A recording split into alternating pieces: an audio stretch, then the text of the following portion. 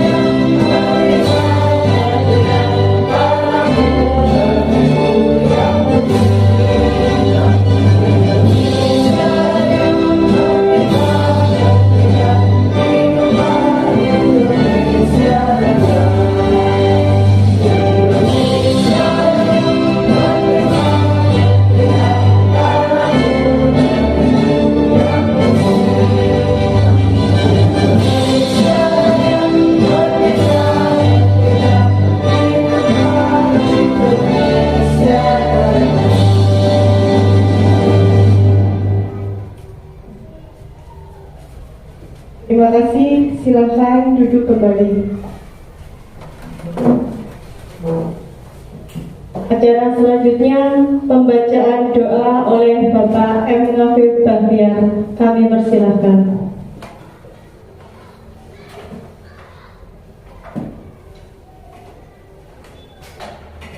Bismillahirrahmanirrahim. Assalamualaikum warahmatullahi wabarakatuh.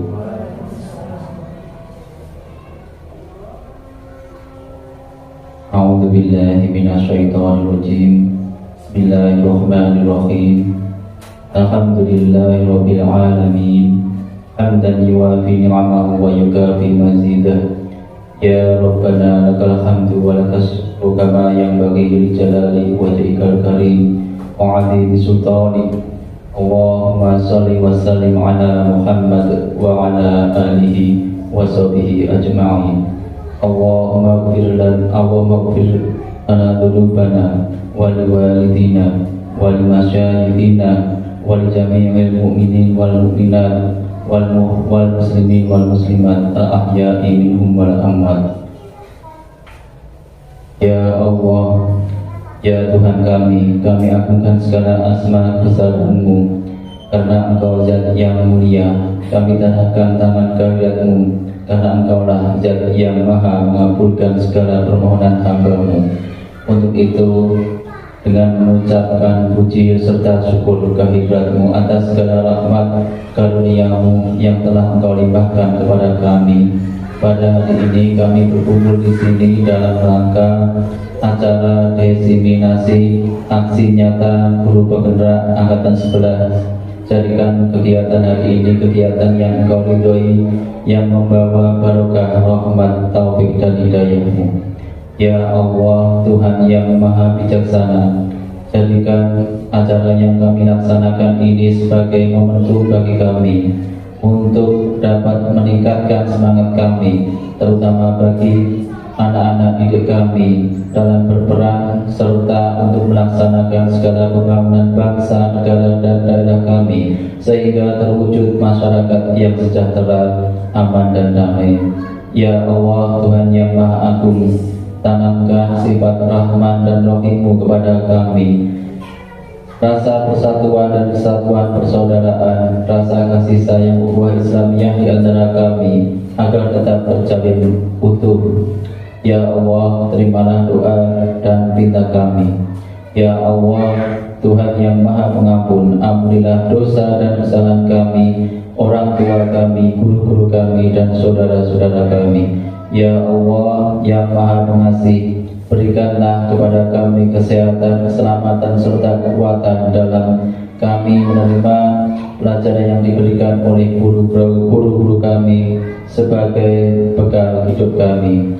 Rabbana zalamna anfusana wa illam taghfir lana wa tarhamna lanakunanna minal khasirin. Rabbana taqabbal minna innaka antas samiul alim wa tub 'alaina innaka antat tawwabur rahim. Rabbana atina fid dunya hasanah wa fil akhirati hasanah wa qina adzabannar. Walhamdulillahirabbil alamin. Wassalamualaikum warahmatullahi wabarakatuh.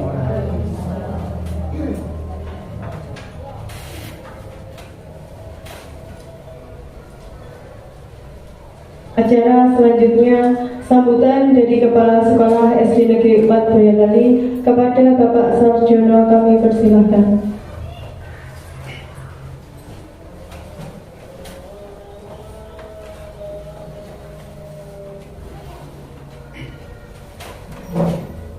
Assalamualaikum warahmatullahi wabarakatuh.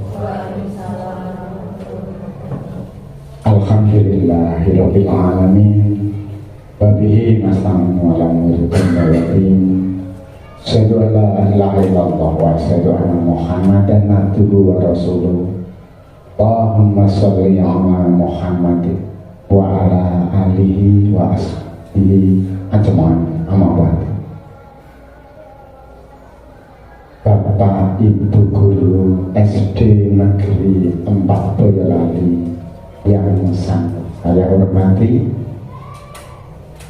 pertama-tama marilah kita aturkan puja dan puji syukur kita kehadirat Allah Subhanahu wa Ta'ala yang selalu melimpahkan rahmat, hidayah, inayah kepada kita semua, sehingga sampai pada siang hari ini kita bisa bersama silaturahmi dalam kegiatan diseminasi budaya positif yang nanti akan disampaikan oleh Ibu Hesti Handayani, Sarjana Pendidikan.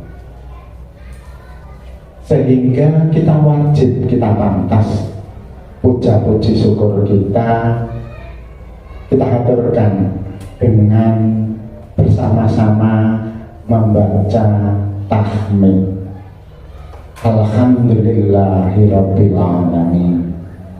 Salawat dan salam kita aturkan kepada junjungan Nabi besar Muhammad sallallahu alaihi wasallam yang selalu kita tunggu-tunggu syafaatnya sampai yaumul kiamat nanti.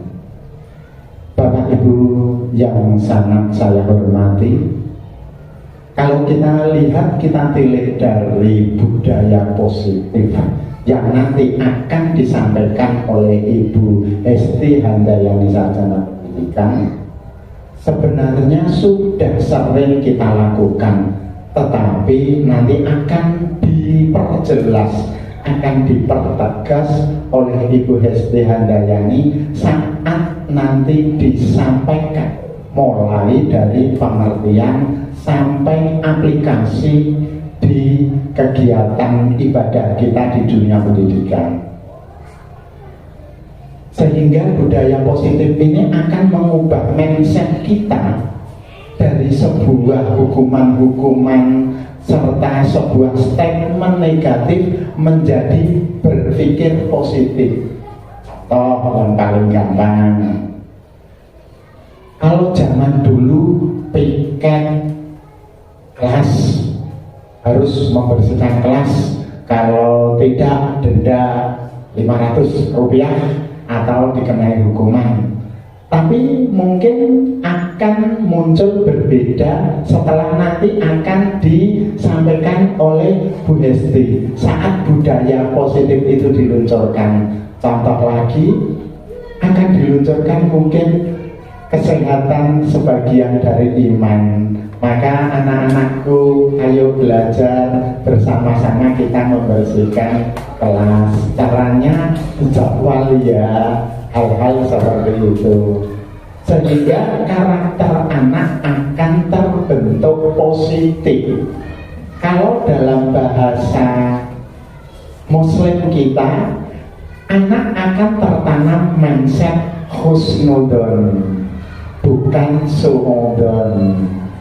Jadi nanti Bu Hesti akan menggali itu menjadi terapan kita di kehidupan sehari-hari, sehingga bakat, minat, potensi anak dan potensi guru akan terungkap melalui budaya positif, sehingga tidak ada anak-anak akan menjadi trauma karena bentakan, trauma karena penglihatan kita yang kita bedakan sehingga anak-anak takut.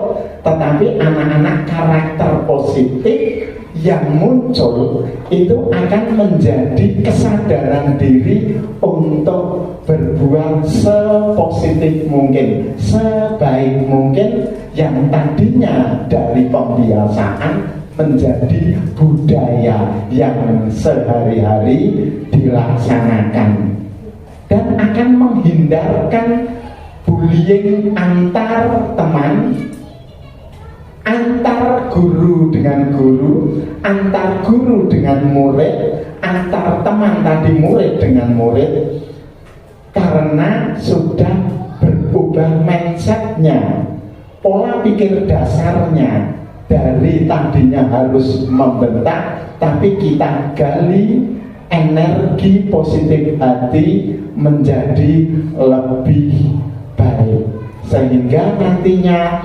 anak-anak berkarakter mulia di kehidupan sehari-hari.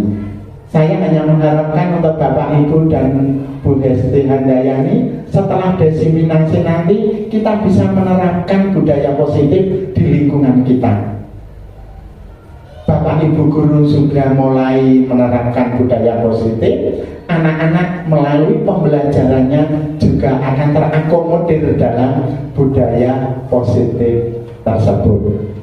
Untuk lebih jelasnya nanti akan Bu Hesti Handayani per slide, per tahap akan menyampaikan, sehingga nanti kita akan jelas, kita akan bersama-sama di SD yang kita cintai ini, kita terapkan, kita laksanakan pembiasaan yang mengarah pada titik budaya positif.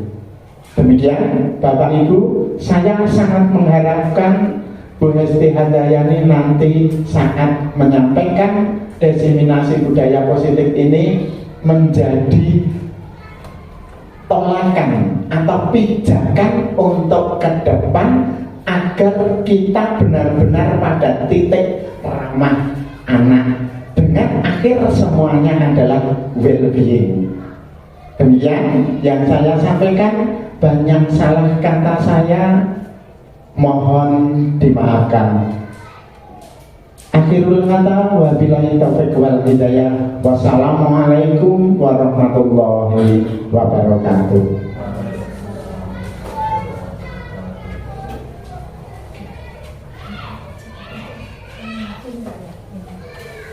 Terima kasih kepada Kepala Sekolah SD Negeri 4 Boyolali atas sambutannya. Acara selanjutnya penyampaian sosialisasi tentang aksi nyata disiplin positif dari calon guru penggerak. Kepada Ibu Hesti Handayani kami. Bismillahirrahmanirrahim. Assalamualaikum warahmatullahi wabarakatuh. Yang terhormat Kepala Sekolah SD Negeri 4 Boyolali, Bapak Sarjono SPD.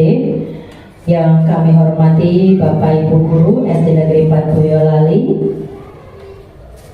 Terima kasih atas kehadiran Bapak dan Ibu pada kesempatan hari ini. Saya di sini akan menyampaikan diseminasi budaya positif, yang mana ini adalah tugas dari calon guru penggerak angkatan 11.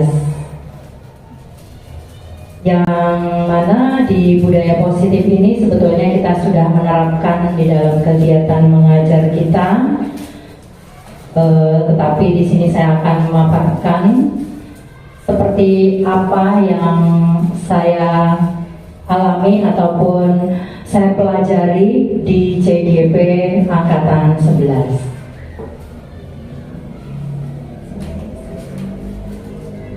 Baik, di sini ada budaya positif, diantaranya yaitu disiplin positif dan nilai-nilai kebajikan universal. Lalu ada teori motivasi, hukuman dan penghargaan, juga restitusi. Lalu yang ketiga ada keyakinan kelas.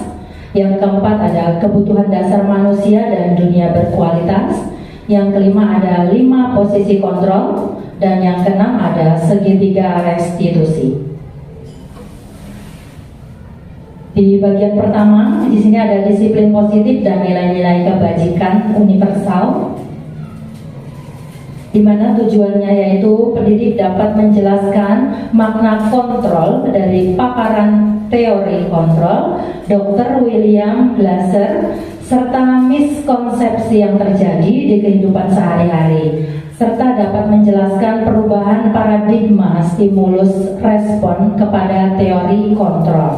Lalu pendidik dapat menjelaskan makna disiplin positif dan mengamati penerapannya di lingkungannya, serta kaitan teori kontrol dengan 3 motivasi perilaku manusia. Lalu pendidik menjelaskan pentingnya memilih dan menentukan nilai-nilai kebajikan yang akan diyakini dan disepakati seluruh warga sekolah, sehingga kelak tercipta sebuah budaya positif. Sekolah sepatutnya menjadi tempat yang aman, nyaman, dan menyenangkan bagi semua warga sekolah, khususnya murid untuk belajar. Hal ini tentunya sejalan dengan filosofi Ki Hajar Dewantara bahwa pembelajaran di sekolah seharusnya bisa membuat murid memperoleh kebahagiaan setinggi-tingginya melalui merdeka belajar.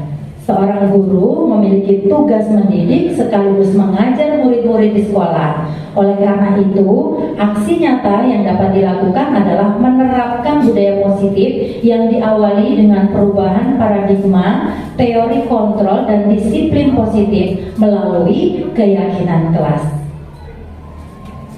Untuk membangun budaya yang positif, sekolah perlu menyediakan lingkungan yang positif, aman dan nyaman, agar murid-murid mampu berpikir, bertindak dalam mencipta dengan merdeka dan bertanggung jawab. Salah satu strategi yang perlu ditinjau ulang adalah bentuk disiplin yang dijalankan selama ini oleh sekolah. Untuk mencapai visi sekolah, saya sebagai guru penggerak memiliki misi, yaitu mewujudkan murid yang kreatif, islami, disiplin, dan nyaman menuju merdeka belajar. Budaya adalah pikiran akal budi atau sesuatu yang sudah menjadi kebiasaan yang sulit untuk diubah. Dalam penerapan budaya positif, guru harus mampu menjadi model dengan posisi sebagai manajer yang lebih menuntut tumbuhnya kesadaran dalam diri murid. Bukan karena berlakunya hukuman, pembentukan budaya positif sekolah, guru dapat memperhatikan pemikiran dari Ki Hajar Dewantara, yaitu menuntun murid menuju kebahagiaan sesuai dengan kodrat alam dan kodrat zamannya. Langkah awal untuk mencapai budaya positif adalah dengan adanya kesepakatan belajar yang nantinya akan menjadi keyakinan kelas atau keyakinan sekolah. Murid melaksanakannya tanpa adanya suatu paksaan. Oleh karena itu, saya mengambil judul Keyakinan Kelas Murid SD Negeri 4 Boyolali dalam menerapkan budaya positif sekolah. dilaksanakan aksi nyata ini adalah yang pertama, terciptanya budaya positif di kelas atau di sekolah dalam kegiatan pembelajaran. Yang kedua, terciptanya pembelajaran yang berpihak pada murid. Yang ketiga, menumbuhkan sikap tanggung jawab, konsistensi dengan penuh tanggung jawab. Yang keempat, menemukan kebebasan dan kebahagiaan murid dalam kegiatan pembelajaran sesuai kesepakatan. Yang kelima, melatih kolaborasi dan komunikasi pada saat saling mengingatkan. Lalu membangun disiplin positif melalui penerapan budaya positif. Yang ketujuh, menyusun kesepakatan kelas atau keyakinan kelas. Selanjutnya, menumbuhkan motivasi intrinsik murid untuk disiplin sesuai kesepakatan kelas. Yang kesembilan, mewujudkan visi guru penggerak berdasarkan visi sekolah. Coba lakukan ketika mengepal, siapa yang memegang kontrol kepalan tangan kita? Jawabannya pasti kita sendiri ya, karena kita mengepal, kita juga membuka dan bisa mengepal kembali gitu.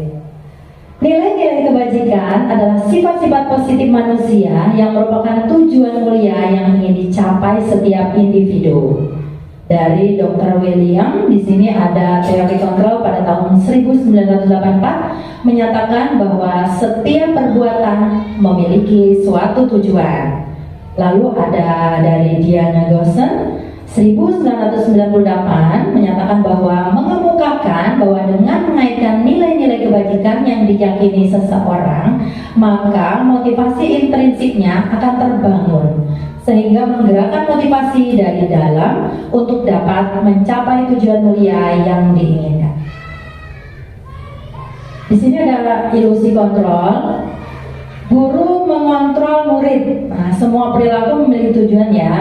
Lalu di sini ada penguatan positif, bujukan, nah efektif dan bermanfaat. Lalu di sini menolak bujukan tergantung pada pendapat guru untuk berusaha. Kita menuju kepada identitas yang gagal. Kritik dan membuat orang merasa bersalah dapat menguatkan karakter. Ketika ada kegagalan, mungkin kita akan dikritik. Dengan kritik tersebut akan membuat orang itu merasa bersalah dan menguatkan karakter. Itu dari teorinya. Orang dewasa memiliki hak untuk memaksa. Tidak akan efektif karena terbentuk permusuhan. Jadi dampaknya yang warna biru itu, jika kita melakukan kritik dan membuat orang merasa bersalah, maka kita akan menuju pada identitas yang gagal.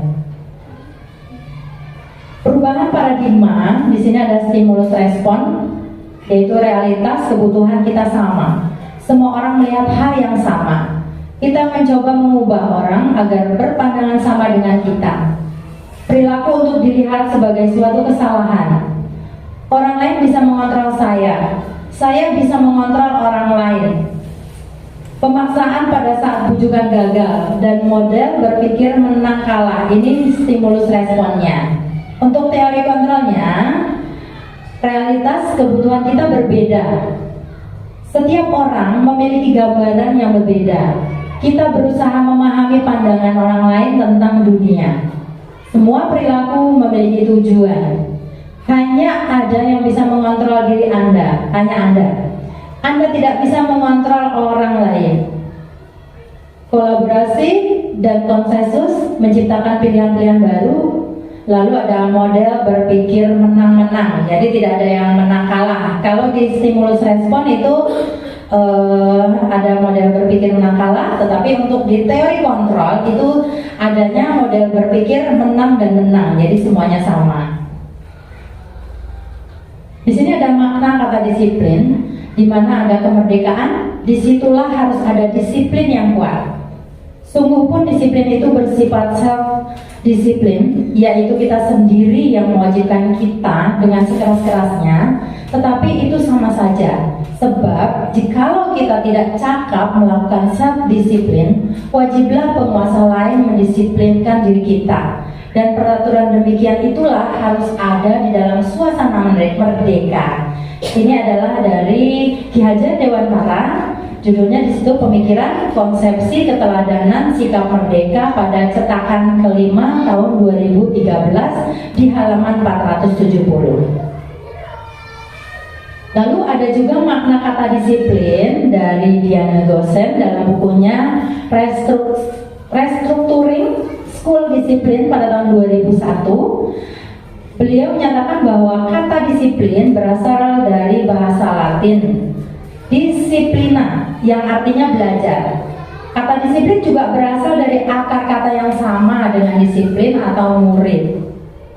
Untuk menjadi seorang murid atau pengikut, seorang harus paham betul alasan mengapa mereka mengikuti suatu aliran atau ajaran tertentu.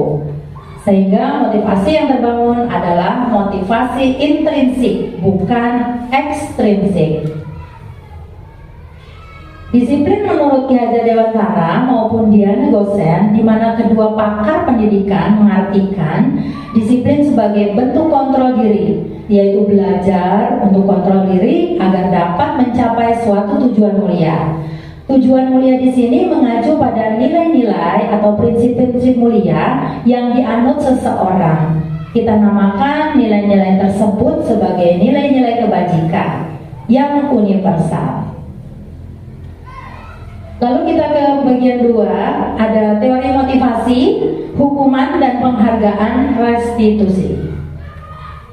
Tujuannya yaitu guru dapat menjelaskan dan menganalisis teori motivasi dan motivasi intrinsik yang dituju, serta menerapkannya dalam kehidupan sehari-hari di lingkungannya.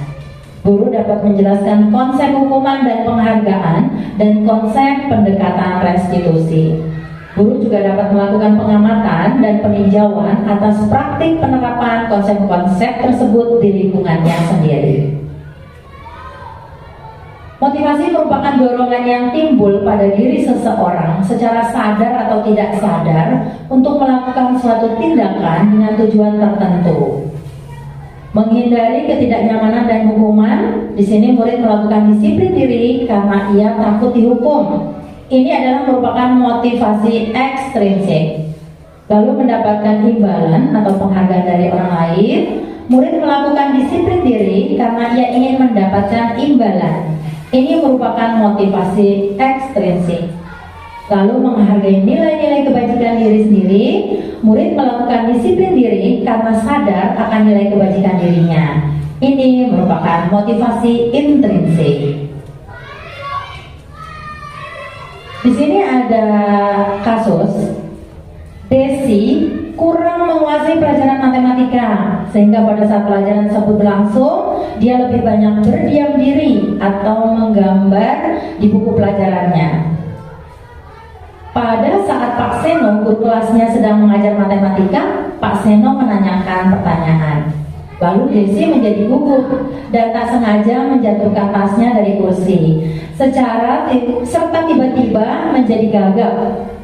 Pada saat berupaya menjawab, seluruh kelas pun tertawa melihat perilaku Desi yang bicara tergagap dan terkejut tersebut. Pak Seno pada saat itu membiarkan teman-teman Desi menertawakan Desi yang tergagap dan malu luar biasa, dan malahan minta Desi untuk maju ke depan kelas dan berdiri di depan kelas sambil menunjuk ke wajahnya. Karena tidak bisa menjawab pertanyaan Pak Seno, maka kelas semakin gaduh dan anak-anak pun tertawa melihat Desi di depan kelas yang menutup wajahnya menahan tangis dengan kedua tangannya. Di sini ada pertanyaan, apakah Bapak Ibu setuju dengan tindakan Pak Seno terhadap Desi? Kira-kira Bapak Ibu setuju nggak? Kalau Pak Seno berbuat demikian, kira-kira setuju nggak? Kalau Pak Afif setuju nggak dengan sikapnya Pak Seno ini? Bingung. Karena Pak Seno itu tadi kan sedang mengajar lalu menanyakan pertanyaan dan Desi itu menjadi gugup. Desi kan nggak sengaja nih menjatuhkan tasnya dari kursi. Tiba-tiba dia gagap kan berusaha menjawab. Nah, seluruh kelas itu tertawa menertawakan dia. Pak Seno membiarkan teman-temannya Desi menertawakan Desi yang tergagap dan malu luar biasa, dan malahan meminta Desi untuk maju ke depan kelas, berdiri di kelas sambil menuju ke arah wajahnya karena tidak bisa menjawab pertanyaan Pak Seno.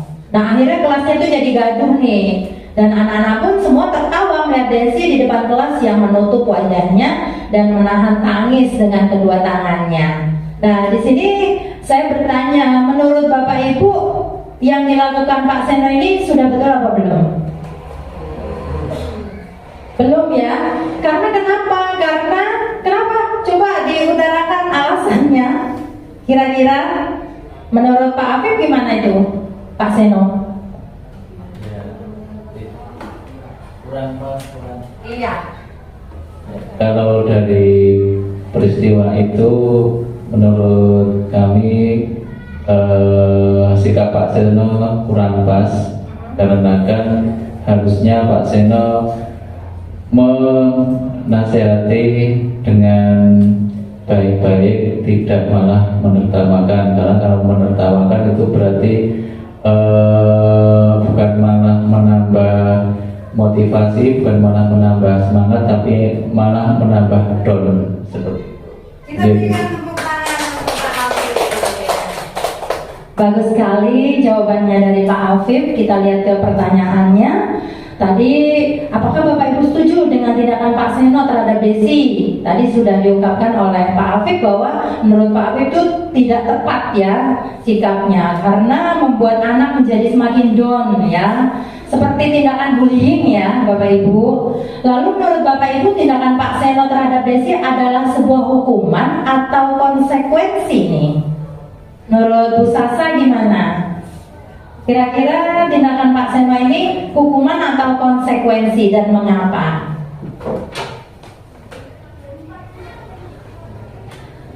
Saya yang dilakukan Pak Seno merupakan hukuman karena belum ada kesepakatan sebelumnya dan melakukan tindakan tersebut hanya dalam satu pihak saja. Iya, terima kasih banyak buat Bu Sasa. Iya, terima kasih. Tadi jawaban dari Bu Sasa bahwa tindakan Pak Seno ini adalah merupakan sebuah hukuman. Mengapa? Karena belum ada kesepakatan di awal. Jadi kalau ada orang gagap itu kok disorakin atau dibully ya, seperti itu. Demikian. Kita lanjut. Kesimpulannya bahwa hukuman bersifat tidak terencana atau tiba-tiba. Murid tidak dilibatkan, bersifat satu arah. Hukuman yang diberikan bisa berupa fisik maupun psikis. Murid akan disakiti oleh suatu perbuatan atau kata-kata. Lalu kalau konsekuensi, terencana atau sudah disepakati. Murid tetap dibuat tidak nyaman untuk jangka waktu pendek. Biasanya diberikan berdasarkan suatu data yang umumnya dapat diukur. Tadi jawaban dari Pak Afif dan juga Bu Sasa sudah benar sekali. Itu adalah termasuk hukuman karena bersifatnya tidak terencana. Tadi tiba-tiba karena Pak Seno tadi tiba-tiba bertanya dan dia menjadi gagap pas saat tasnya ikut jatuh juga. Lalu murid juga tidak dilibatkan, jadi dia kaget ya seperti itu. Bersifatnya satu arah, jadi langsung menuding ke siswa tadi. Hukuman yang diberikan itu adalah tadi telah disakiti dengan kata-kata ya, seperti itu. Baik hukuman atau konsekuensi tercatat 100 kali di dalam buku kalimat. Mencatat ya, ini disuruh mencatat ceritanya. Saya tidak akan terlambat lagi karena terlambat ke sekolah. Karena dia kan terlambat ke sekolah. Suruh nulis sih, saya tidak akan terlambat lagi, seperti itu. Kira-kira ini udah dibuka jawabannya. Ini tuh tebakan ya. Tebakan ini tuh merupakan konsekuensi atau hukuman. Ternyata yang juara adalah Pak Etik ya. Jawabannya adalah konsekuensi. Selanjutnya kita lihat lagi, lari mengelilingi lapangan basket 2 kali karena terlambat hadir di sekolah. Kira-kira hukuman atau konsekuensi? Hukuman ya. Coba kita lihat. Yeay, tepuk tangan.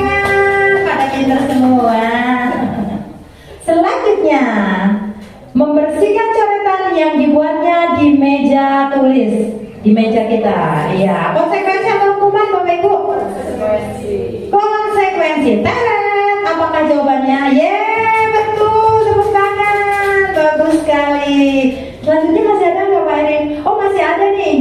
Berjemur di lapangan basket pukul 12 tepat siang karena ngobrol dengan temannya. Kira-kira hukuman atau konsekuensi? Hukuman. Wah, Bu Mirna nih paling cepet nih kayaknya nih. Hukuman katanya. Coba kita lihat. Iya, tepat sekali jawabannya. Pinter-pinter semua. Selanjutnya, sudah habis ya. Konsep disiplin dengan identitas gagal. Di sini ada hukuman dan juga penghargaan. Hukuman itu sifatnya menyakitkan, tidak nyaman. Murid takut, memaksa. Lalu murid menyembunyikan kesalahan. Murid juga menjadi rendah diri akibat dari hukuman. Lalu ada penghargaan. Penghargaan ini tidak efektif, merusak hubungan. Sifatnya menjadi iri ya, ada sifat iri di sana. Mematikan kreativitas, menghukum dengan sistem ranking, merampas hak menghargai dirinya. Kenapa di kurikulum merdeka itu tidak ada ranking? Karena menurut Ki Hajar Dewantara itu semua siswa, semua anak adalah apa? Semua memiliki kelebihan masing-masing, ya. Jadi semua juara semua lah kalau di Ki Hajar Dewantara seperti itu. Konsep disiplin dengan identitas sukses. Konsekuensinya yaitu penguatan jangka pendek, perlu monitoring berkelanjutan, stimulus respon, murid menghormati peraturan, kehilangan waktu untuk merenungi kesalahan. Lalu untuk restitusi, murid bertanggung jawab atas perilakunya, fokus pada pemecahan masalah jangka panjang, murid menghormati dirinya dan orang lain. Teori kontrol atau dirinya memegang kontrol, jadi dirinya sendiri yang menguasai dia untuk mengontrol diri. Lalu murid bersemangat memperbaiki kesalahan. Kita ke bagian 3, ada keyakinan kelas. Mengapa keyakinan kelas bukan peraturan kelas saja? Mengapa kita memiliki peraturan tentang penggunaan helm pada saat mengendari kendaraan roda 2 atau motor? Mengapa kita memiliki peraturan tentang mencuci tangan setiap sebelum makan dan setelah beraktivitas? Pembuatan keyakinan kelas di sini ada langkah-langkahnya. Brainstorming peraturan yang akan diterapkan dalam kelas. Lalu tuliskan semua usulan yang diberikan buat menjadi kalimat positif. Eksplorasi keyakinan yang ada dalam peraturan yang telah dituliskan dengan melakukan pendalaman keyakinan. Lalu susun kembali, bertanda tangan semua anggota kelas. Lalu dipajang, ditempel ya, disosialisasikan. Lalu ditinjau kembali secara berkala.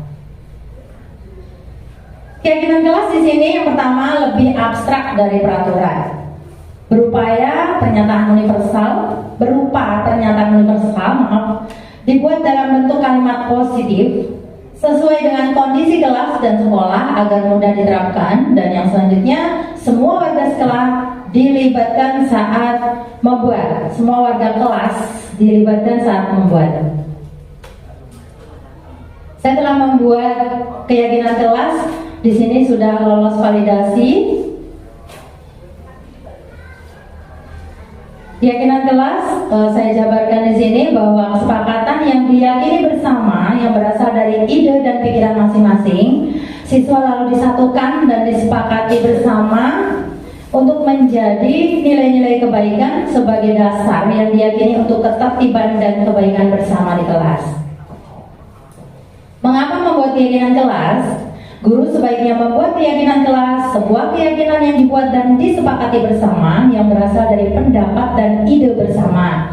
Dengan adanya keyakinan kelas, diharapkan dapat meningkatkan kedisiplinan siswa yang berasal dari dalam diri siswa sendiri atau motivasi intrinsik.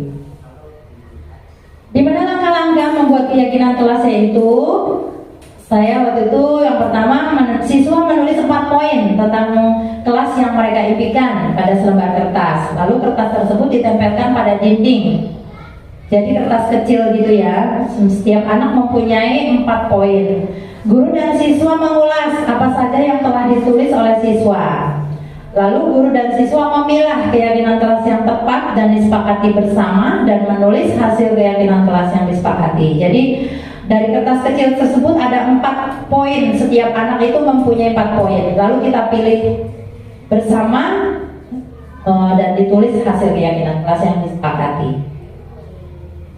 Hasil diskusi keyakinan kelas saya waktu itu bersikap sopan dan menghormati guru. Yang kedua bersifat jujur, bersikap tenang saat pelajaran berlangsung, saling tolong-menolong, hidup rukun dengan teman, bertanggung jawab mengerjakan tugas piket.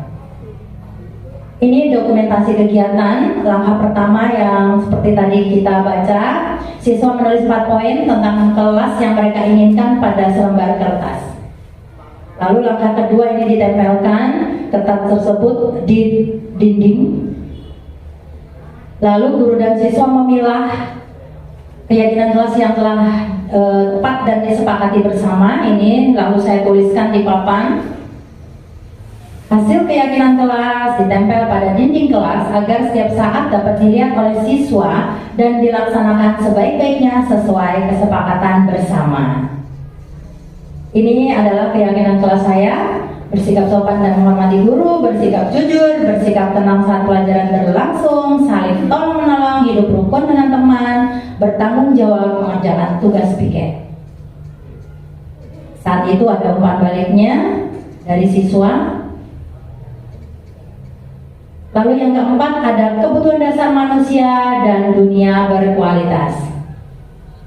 Kebutuhan dasar manusia menurut Dr. William yaitu ada penguasaan, kasih sayang dan rasa diterima, bertahan hidup, kesenangan dan kebebasan. Boleh kasih sayang ya, saling menyayangi, tidak saling apa Mas Erik? Menyakiti. Oke, kebutuhan bertahan hidup ada survival, adalah kebutuhan yang bersifat fisiologis untuk bertahan hidup, misalnya kesehatan, rumah, dan makanan. Komponen psikologis pada kebutuhan ini meliputi kebutuhan akan perasaan aman, kasih sayang dan rasa diterima. Kebutuhan psikologis yang meliputi kebutuhan akan hubungan dan koneksi sosial, memberi dan menerima kasih sayang, kebutuhan untuk merasa menjadi bagian dari suatu kelompok, keinginan untuk tetap berhubung dengan orang lain. Yang ketiga yaitu penguasaan, kekuatan untuk mencapai sesuatu, menjadi kompeten, menjadi terampil, diakui atas prestasi dan keterampilan kita, didengarkan dan memiliki rasa harga diri. Keinginan untuk dianggap berharga bisa membuat perbedaan, bisa membuat pencapaian kompeten, diakui dan juga dihormati. Untuk yang keempat yaitu kebebasan, terdiri dari kemandirian, otonomi, memiliki pilihan dan mampu mengendalikan arah hidup seseorang. Lalu ada kesenangan, mencari kesenangan, bermain dan juga tertawa. Sebutkan kebutuhan apa yang sedang berusaha dipenuhi oleh anak-anak ini. Ada kasus di sini, Dinda seorang anak kelas 3 SD. Begitu tiba di rumah, sepulang dari sekolah, ia menangis dan mengadu pada ibunya bahwa dia dibenci. Bahwa dia benci pada Ibu Rani, gurunya. Menurut Anda, kebutuhan apa yang berusaha dipenuhi oleh Dinda? Jika jawabannya seperti ini. Bila Anda berada dalam posisi Ibu Rani dan mendengar informasi dari ibunya Dinda tentang perasaan Dinda hari itu, apa yang akan Anda lakukan pada Dinda besok ketika Dinda masuk sekolah agar kebutuhan Dinda terpenuhi? Kira-kira kita sebagai guru nih melihat kasus seperti ini, kira-kira seperti apa yang akan kita lakukan? Bu Linda mungkin punya pendapatnya kalau ada murid yang seperti ini. Jika saya berada di posisi Bu Rani, di keesokan harinya saya mencoba bertatap muka dengan Dinda, pendekatan dengan Dinda, apa yang sudut pandang dia yang membuat dia berpikir bahwa saya benci dia. Dengan pendekatan harus kita perbaiki agar anak-anak bisa lebih nyaman dengan Bu Rani atau Bu gurunya. Seperti itu.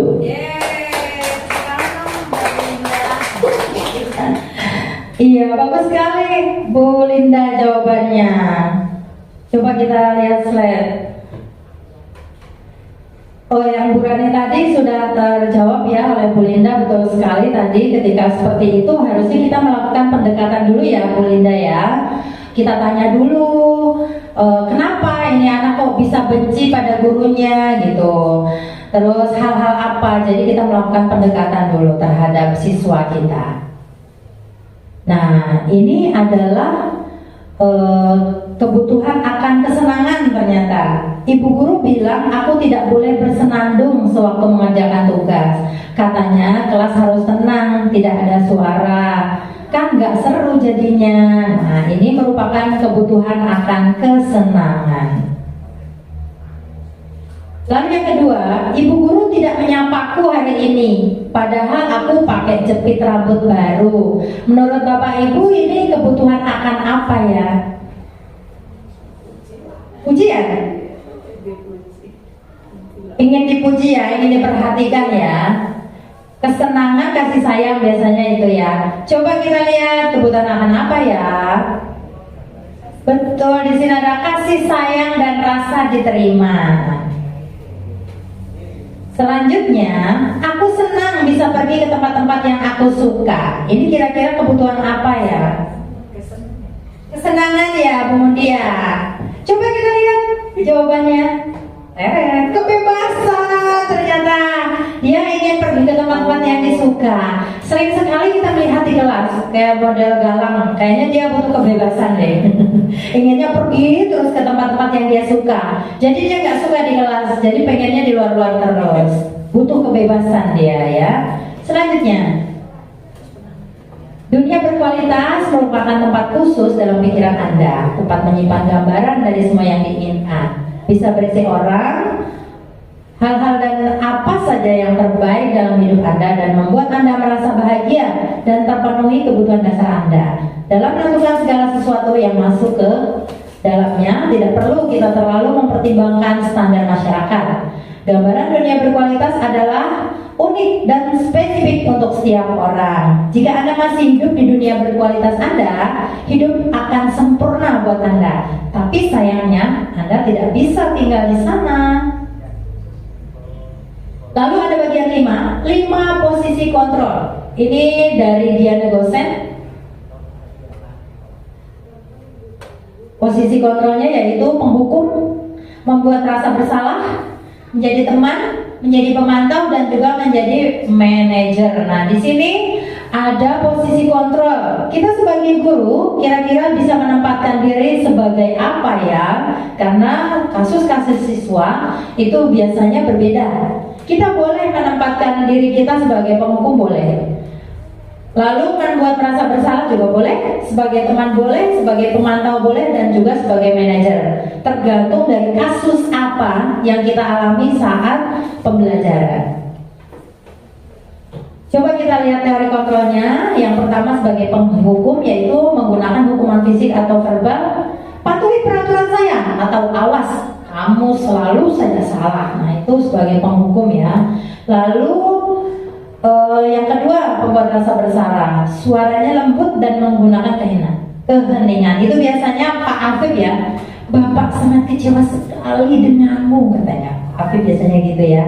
Lalu sebagai teman, menggunakan pendekatan persuasif saat mengontrol murid. Ayo bantulah demi Bapak ya, seolah-olah dia jadi teman kita. Lalu sebagai pemantau, di sini ada berdasar pada peraturan dan konsekuensi, sanksi peraturannya apa? Oh, ini pertanyaannya dia nih. Peraturannya apa? Apa yang telah kamu lakukan? Nah, sebagai pemantau. Lalu sebagai manajer, berdiskusi tentang bagaimana bertanggung jawab dan mencari solusi atas masalahnya. Apa kamu bersedia memperbaiki ini? Hal ini menunjukkan apa tentang dirimu? Nah, itu salah satu contoh sebagai manajer. Siapa yang mengatakan Nah, saya kecewa sekali dengan kamu. Kira-kira ini kita sebagai apa nih? Yang tadi apa, sebagai teman, sebagai manajer, sebagai apa tadi Mas? Penghukum ya. Coba menurut Bapak Ibu kira-kira sebagai apa? Lupa tadi ya, yang depan Mas, coba dilihat lagi. Penghukum, membuat merasa bersalah, manajer, teman atau pemantau. Kita lihat soalnya lagi Mas. Nah ini, pembuat merasa bersalah. Teret, kita lihat. Mas Erik pinter ya. Selanjutnya, nah ada lagi nih. Kamu tidak pernah benar melakukannya. Kira-kira ini sebagai apa nih? Sebagai apa kemudian? Penghukum. Yang lain sepakat gak penghukum? Sepakat? Bu Mira sepakat gak kira-kira kalau ini? Kamu tidak pernah benar melakukannya. Apa Mas Erik? Teret, kita buka saja. Yeay, pintar pemudi penghukum. Selanjutnya, ayolah lakukan demi saya ya, sebagai teman ya. Kalau nggak melakukan nggak temen deh gitu. Nggak bestie. Teret, weh hebat. Iya, sebagai teman. Siapa lagi yang mengatakan wah tulisannya? Apakah kamu mau mendapatkan stiker bintang hari ini? Nah, kira-kira ini sebagai apa ya? Sebagai apa Pak Afif? Menurut Pak Afif sebagai teman. Menurut Mbak Salsa sebagai apa ini? Manajer. Menurut Pak Fatah? Manajer ya. Menurut Bu Mudi sebagai apa? Manajer. Bu Linda? Pemantau. Bu Mirna? Manajer. Pak Arif? Manajer. Weh, kita lihat Teret. Siapa yang jawab pemantau tadi? Iya, ternyata sebagai pemantau. Masih ada lagi nggak Mas? Oh, masih ada nih. Bagaimana kamu bisa menyelesaikan masalah ini? Nah, ini sebagai apa? Pak Arif apa nih? Manajer. Pak Afif? Teman. Mbak Mirna apa? Manajer. Putri sebagai apa Bu? Manajer. Mbak Bata? Manajer. Bu Mudi? Manajer. Mas Salsa? Bu Linda? Mas Erik apa Mas Erik? Manajer. Teret. Seru banget ya tebak-tebakan kita. Selanjutnya sudah selesai ya. Kita ada segitiga restitusi. Segitiga restitusi itu apa sih? Nah, ternyata suatu proses dialog yang dilakukan oleh guru atau orang tua untuk membiasakan anak untuk menyadari kesalahan dan terlibat aktif dalam mencari solusi sehingga terbentuk anak yang mandiri dan bertanggung jawab. Bentuknya seperti ini, segitiga restitusi. Di sini validasi tindakan yang salah, lalu menanyakan keyakinan dan menstabilkan identitas. Tahapannya menstabilkan identitas berdasarkan prinsip membuat kesalahan agar bagian proses pembelajaran, menggeser identitas gagal ke identitas sukses. Lalu validasi tindakan salah berdasarkan prinsip setiap perilaku bertujuan memenuhi suatu kebutuhan, bergeser dari stimulus respon menjadi proaktif, mengenali kebutuhan murid akan memperbaiki hubungan dengan murid, lalu menanyakan keyakinan kelas. Murid diberi pertanyaan bermakna untuk memunculkan motivasi intrinsik. Murid dapat mengaitkan kesalahan dengan keyakinan kelas. Kamu tentu punya alasan mengapa melakukan itu. Nah, kita panggil nih si murid. Kita ceritanya mau mempraktekkan segitiga restitusi. Dipanggil dia. Kita tanya, kamu tentu punya alasan mengapa melakukan itu. Nah, terus adakah cara yang lebih efektif untuk mendapatkan apa yang kamu butuhkan? Lalu bu gurunya menstabilkan identitas. Setiap orang pasti pernah melakukan kesalahan. Kamu bukan satu-satunya yang pernah melakukan ini. Lalu tanya lagi ke siswa nih, keyakinan kelas apa sebetulnya yang telah disepakati dan dia melanggarnya. Lalu kita tanyakan juga, kamu itu ingin menjadi orang yang seperti apa. Jadi kita lebih ke konsultasi dengan anak-anak. Segitiga restitusi di sini adalah suatu proses dialog yang dijalankan guru atau orang tua murid yang mandiri dan bertanggung jawab proses dialog.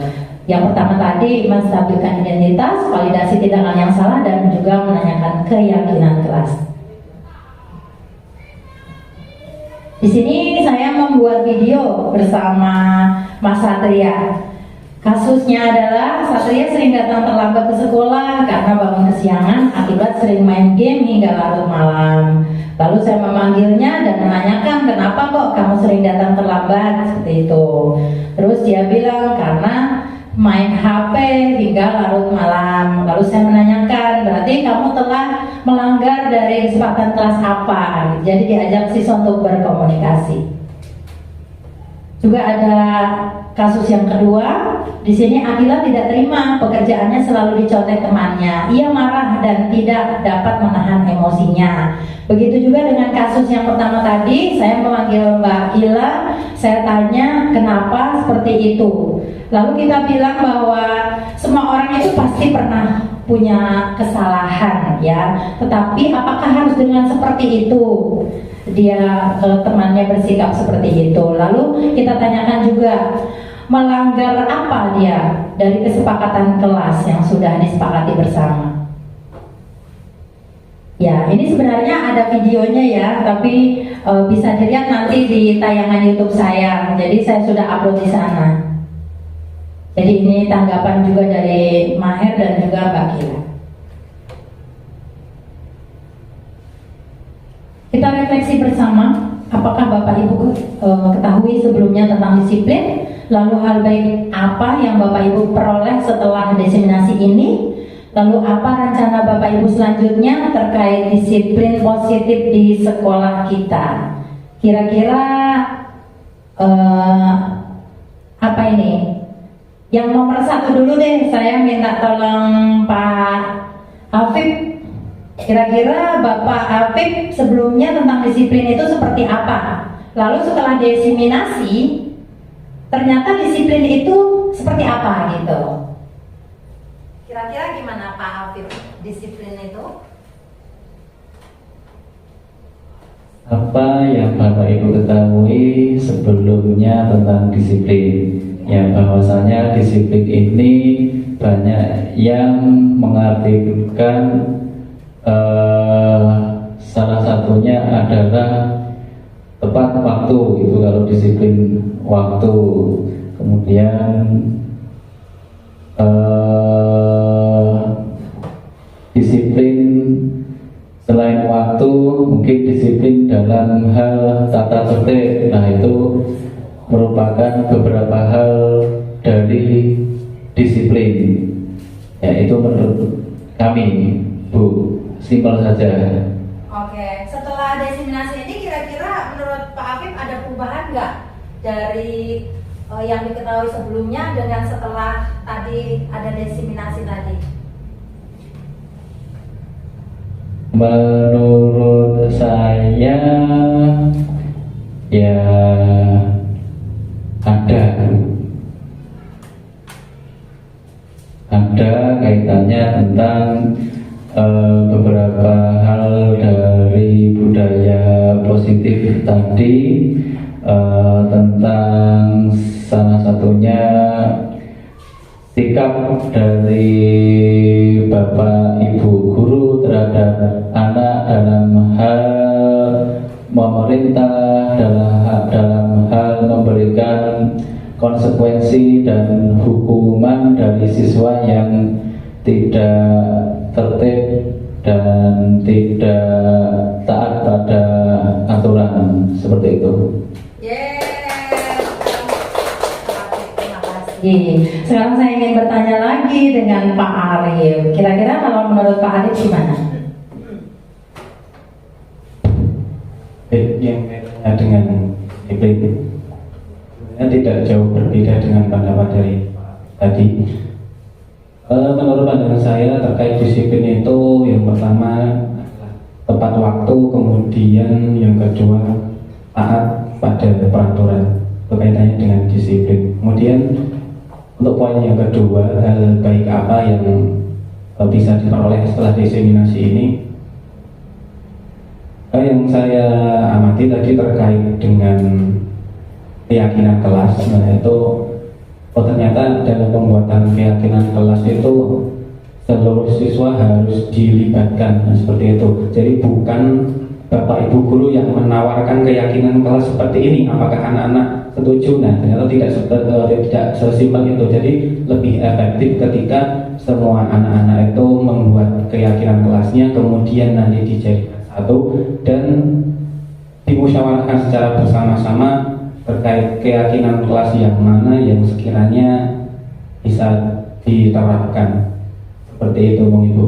Untuk rencana selanjutnya tentunya untuk keyakinan kelas yang sebelumnya mungkin pernah saya buat juga, itu mungkin bisa untuk saya perbaiki lagi. Nah untuk kedepannya supaya untuk pembelajaran dalam kelas itu bisa terlaksana, semuanya bisa nyaman, kemudian bisa dengan senang, semuanya bisa diakui, mungkin seperti itu Bu. Tepuk tangan untuk Pak Ariel. Terima kasih sekali, betul sekali tadi yang disampaikan oleh Pak Afif dan juga Pak Ariel bahwa tentang disiplin sebelumnya beliau mengetahui bahwa disiplin itu suatu hal ataupun tata tertib yang sudah tertulis di sekolah gitu ya. Nah untuk yang setelah diketahui setelah destinasi, ternyata disiplin itu harusnya adalah kesepakatan kelas. Jadi siswa itu memberikan pendapatnya, apa sih yang dia inginkan. Nah dia menulis beberapa poin lalu kita sepakati bersama. Untuk rencana kedepannya dari Pak Afif dan juga Pak Arif, mungkin setelah dulu sudah membuat juga disiplin atau keyakinan ke kelas dan sekolah, nanti akan memperbaiki kembali sesuai dengan apa yang tadi pemaparan yang telah disampaikan di sini, kita belajar bersama. Bapak dan Ibu sekalian, terima kasih. Selanjutnya masih ada? Ya, terima kasih telah hadir di desiminasi calon guru penggerak angkatan 11. Saya memohon maaf jika ada penyampaian kata-kata dan sikap saya yang kurang berkenan. Saya mohon maaf yang sebesar-besarnya. Wassalamualaikum warahmatullahi wabarakatuh. Waalaikumsalam.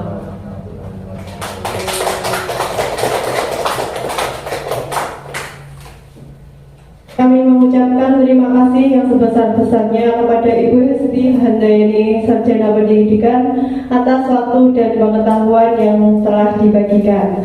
Dari banyak kata yang telah terucap dan dari banyak hal yang telah kita simak bersama-sama, semoga apa yang telah disampaikan kiranya menjadi bermanfaat bagi kita semua. Demikian kegiatan pada siang hari ini. Saya sebagai pembawa acara mohon maaf apabila ada salah kata. Untuk penutup kata dari kegiatan di siang hari ini, saya ucapkan terima kasih. Wassalamualaikum warahmatullahi wabarakatuh. Waalaikumsalam.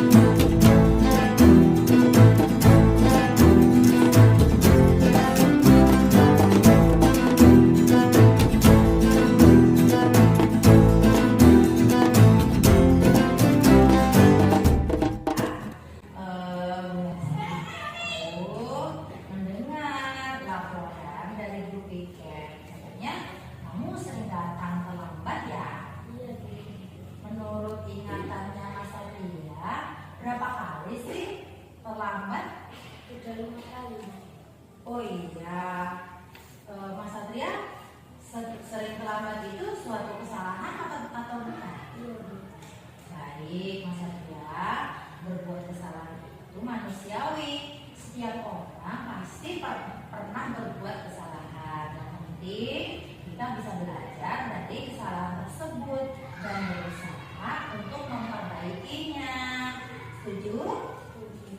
Lalu kita cari solusi bersama ya. Mas Satria, sering datang terlambat itu pasti kan ada alasannya ya. Kenapa sih Mas Satria itu sering datang terlambat? Karena saya sering bekerja bisa menggunakan Oh gitu. Mas Satria tahu nggak keyakinan kelas yang sudah disepakati? Oke, kalau terlambat datang ke sekolah sesuai dengan keyakinan kelas kita tidak Mas? Tidak. Menurut Mas Satria, keyakinan kelas apa sih yang sudah dilanggar? Disiplin. Menurut Mas Satria, disiplin itu penting tidak untuk Mas Satria? penting untuk saya. Kalau saya datang ke sekolah tepat waktu dan bisa menghargai waktu. Ya, kalau datang tepat waktu kan berarti kita bisa menghargai waktu karena waktu itu penting dan sangat bermanfaat untuk kita.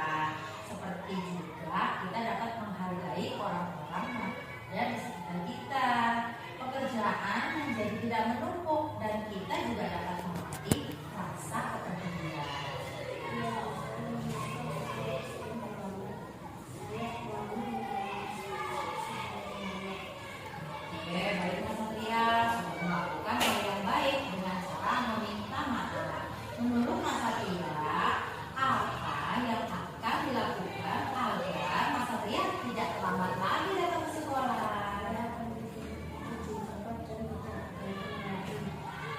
Ya, dan tidak datang terlambat ya. Baik Mas Satria, sekarang kita sudah menemukan solusinya dan Ibu akan bekerjasama dengan orang tua kamu agar kamu tidak datang terlambat lagi ke sekolah. Sekarang silakan kembali ke kelas ya.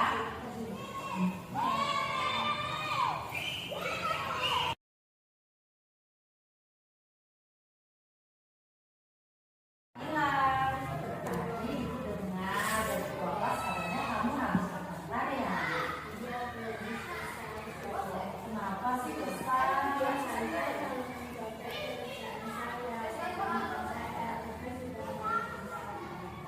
Oh begitu. Jika ibu ada di posisi kamu, pasti juga ibu akan berbuat hal yang sama. Lalu apa sih yang kamu lakukan terhadap Faisal tadi? Saya marah-marah dan saya maki-maki Faisal dan tanpa sadar saya menabrak meja. Oh begitu. Kamu melakukan itu pasti ada alasannya ya. Iya Bu, saya sudah susah kalau mengerjakan tugas seenaknya dicoba tidak mengerjakan sendiri. Ya wajar lah kalau kamu merasa marah karena tidak rela pekerjaanmu begitu saja dicontek oleh Faisal. Ibu sangat menghargai tindakan kamu. Kamu tidak berbuat yang melebihi, misalnya kamu memukul ya. Sekarang ibu ini mau tanya, tindakan kamu marah sampai menggebrak meja, apa itu sesuai dengan keyakinan kelas kita? Nah, menurut Mbak Kila, keyakinan kelas apa sih yang sudah dilanggar? Saling menghormati teman. Oh ya, menurut Mbak Kila, saling menghormati antar teman itu penting nggak sih untuk Mbak Kila? Baik, kalau menurut Mbak Kila itu penting. Jadi keyakinan apa yang harus dilakukan pada saat Mbak Kila sedang marah? Saling kebisakan. Oke, Mbak Kila sudah bersedia memperbaiki masalah ini. Bersedia nggak? Oke, apa sih yang akan Mbak Kila lakukan untuk memperbaiki masalah ini?